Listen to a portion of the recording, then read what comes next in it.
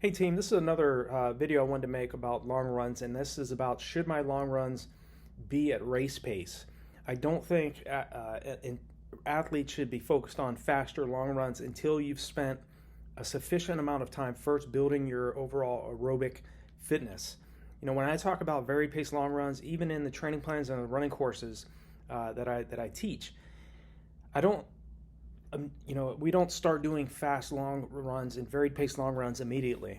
Okay, even during my build up when I was competing in national races and international races, I would spend several weeks, even a couple months, running easy, relaxed long runs first, because again, it takes a long time to adapt to these types of workouts.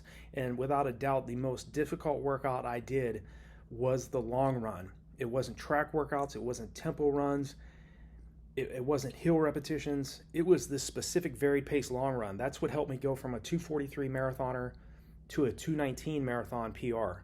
And to make those types of leaps in the marathon distance, or to set a new personal best in any race event, takes patience. It takes training at paces that are significantly faster than your goal race pace, so that again you can get that race pace to feel easier for you, more manageable, and more importantly, you're improving your body's lactate tolerance so that you can clear lactic acid faster than it's building up, and the race pace is not so aggressive anymore.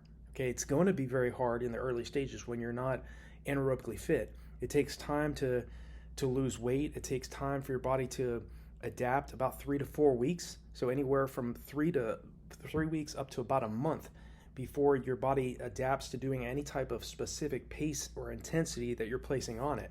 So a lot of times this frustration when they're not running as fast as they want to run, as quickly as they want, and really it's just a matter of being patient. And in terms of the long runs be at race pace, when you become very, very fit, and when you're several weeks into a buildup and you've started doing track workouts and you've started doing tempo runs, and you're really getting in more of a race shape type fitness, then you want to start working on doing faster long runs. And not the entire run should be spent at race pace, but you do want to spend a few of those miles or a few of those kilometers.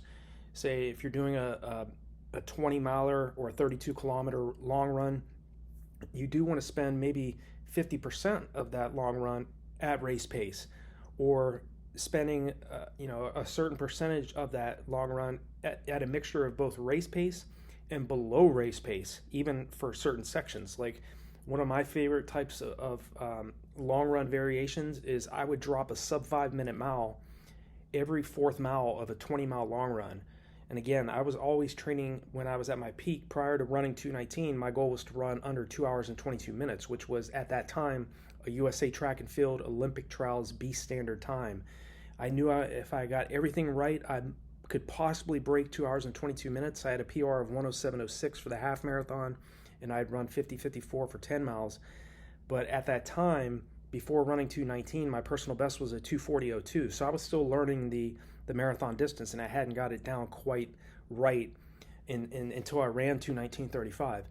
But I'd spent a great deal of time doing mile repeats on the track under 5 minutes, usually under 4:50 per rep, running 4:44 to 4:46 per rep, and doing repeat 3,200 meter repetitions on the track under 10 minutes with about a 4 to 5 minute recovery in between each one of those reps.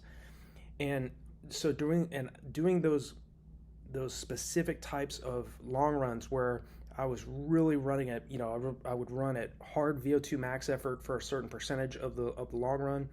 In this case, that example of running a sub 5 minute mile every fourth mile of a 20 miler, or doing say a 24 miler and running say like the first 5 miles easy, 5 miles at race pace. So at that time was around try to aim for around 5:25 mile pace, then 5 miles at like 6:05 mile pace, then 5 miles at 5:35 mile pace, and running a mile at say under 5 minutes, and then the remaining miles of the long run would be relaxed, very easy.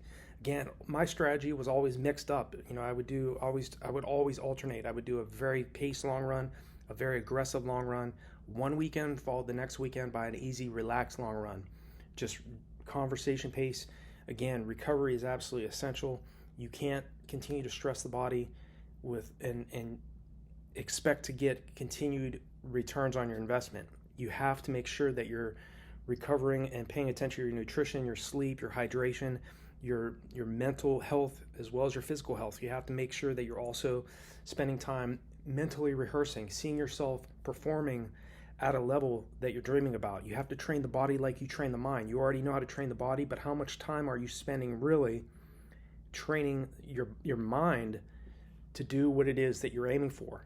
Most athletes only focus their energy on physical training and spend little to no amount of time training mentally. And it doesn't take a lot of time, about 10 minutes when you first wake up in the morning or when you go to bed at night. Turn off your devices, spend a few minutes visualizing yourself running fast, getting across the finish line with your goal race time on the clock, staying relaxed, and also practice relaxation in training. Okay, it's not difficult to go out and run easy and to stay relaxed, because the lactic acid buildup is so minimal, that you're not tightening up. There's not so much oxygen that's required to run at those paces. But the faster you run, the more it's critical for you to stay as relaxed as you can. If you look at the best middle to long distance runners, the best sprinters, Usain Bolt, Johan Blake, Noah Lyles, Arian Knighton, all those types of athletes, the best sprinters in the world, they look relaxed even at top speed. And the same with the best middle to long distance runners. Eliud Kipchoge of Kenya, the first athlete to have ever broken 2 hours for the marathon. Jakob Ingebrigtsen from Norway, who's the current world champion in the 5,000, current Olympic champion in the 1,500 meter, one of the very fastest in the world, fifth fastest I think now in the 1,500 at 3:27.14. These types of athletes are very confident, they're very relaxed, but again, they make it look easy because they've been doing it for several years. Sometimes we see these other athletes in our region or other parts of the world, and we think, because they're Kenyan or because they're Norwegian or another part of, in another culture, or they're Ethiopian, that's because they're fast. No, it's because, yes, they do have some genetic talent, but they have been training for several years. And that's the problem. There's so many athletes out there, and myself included, earlier in my career, we want results quick. And then when we don't get them as fast as we want, or we follow a training plan for one iteration and it doesn't quite go the way we want, we blame ourselves, or we blame the coach, or we make some other excuse up that it didn't go the right way. When really, it's just you're one step closer. You're a few months away from your next huge personal best. But the consistency aspect is absolutely key, and your motivation level is absolutely essential. So when it comes to this particular question of should my long runs be at race pace, portions of your long run should be at race pace, not the entire long run, okay? Because again, these are very, very hard on the body. It's very hard anaerobic efforts. My recommendation is give yourself up to about 3 days of recovery, depending on how intense the long run was. Many times, even during my build-up, during my peak years, I needed anywhere from a minimum of two days and sometimes up to 3 days to recover, especially after those varied pace long runs. So if you're following one of my training plans, or you've invested in one of my running courses, which are they're much more in depth, because I really cover each specific area of your training plan in the videos. We cover heart rate monitor training, anaerobic training, the specific mindset you need to have in order to set these types of fast race times that you guys and gals out there are going for. Maybe it's a sub 4 hour marathon, maybe it's a sub 2 hour half marathon, or trying to break the 2:30 marathon barrier. The running courses are much more in depth than just a simple training plan. But many of you I know that have invested in a training plan, I just want a training plan. I want to know exactly what I need to be doing on a daily basis over an 8 to 24 week period of time. So both of these are resources that can really help you get to the next level. But in terms of your long runs at race pace, the entire long run should not be at race pace, but portions of it should be. And some portions of it should be below race pace.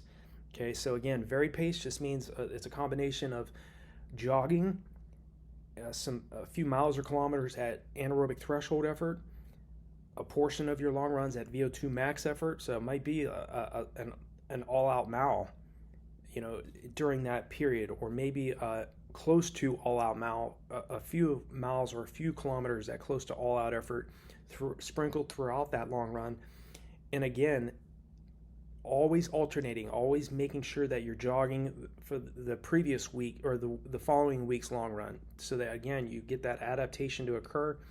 And when you start to taper down and you start to drop your volume and intensity, then you're really going to start to see the results of all those several weeks and several months of hard training that you've been doing. And the results of the hard work you'll definitely start to see that. So I hope this video makes sense in terms of, should my long runs be at race pace? Majority of the time when you're first starting out, they should be really relaxed and easy, and then as you get fitter, then the long runs are going to become much more challenging to you. And then after you've done a sufficient buildup and you start to taper down, you start to rest, and you do that 10-day taper I talk about, you guys and gals are going to set some new personal best. And feel free to leave me a comment below if you have any questions or concerns.